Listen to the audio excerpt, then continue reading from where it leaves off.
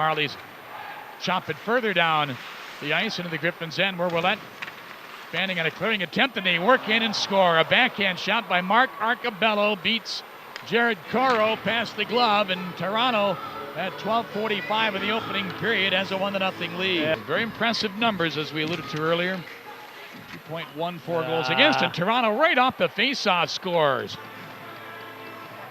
Marlies now head back the other way. Look out, they cut in Brown, he scores, and just like that, it's a 3-0 game. Toronto comes up with it, they'll move it ahead to center. Matt Frattin trying to fight off his man and Will, and he'll score into the empty net, and the Marlies are gonna win again. Yeah, you know, I think the effort was there. Putting on a lot of pucks to the net, you know, working hard, finishing checks, that type of game, but you know, you still got to find a way to score some goals in this league, and you know, we're in a little bit of a funk right here. So fortunately we have a day tomorrow to kind of watch the video, regroup, and kind of erase the tape and get ready for Friday. How difficult are these early morning games for you guys? I know it's a different routine and everything. Yeah, I mean, it's kind of the same thing for those guys across the hall. So, you know, we practice at this time every day as professionals. A lot of us have been through it, so I don't think you can use that as an excuse. Obviously, it's a different type of scenario, playing an earlier game, finding a way to get your body going, but you know, the other team had to do it too, so you can't really use that as an excuse. You guys played the #1 team right now, but and what do you guys need to do right now to sit there and produce some goals? Because you guys have been struggling in your offense. Yeah, you know, I kind of feel like it's one of those things. It's kind of like a dam right now, you know.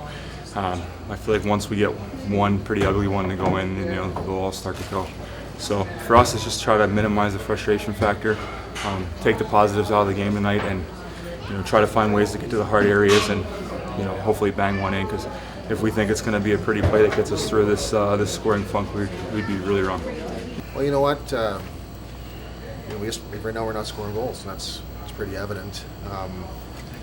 You know what? I thought this has been probably the best game we've played over the last 5, and so we can take some positives from this. But you know what? You have to give Toronto credit; they're a good hockey team, and like I didn't think we gave up a whole lot, but they made their chances count.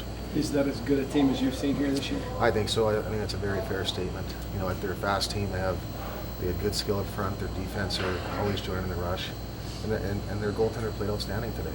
Sometimes when the goals aren't coming, does it just kind of mount the pressure to get one on the back of the net? It's funny how it works, but yeah, that does happen. And then when you don't have that confidence to pop a goal in, you squeeze your stick a bit tight, and we went through this at the start of the year.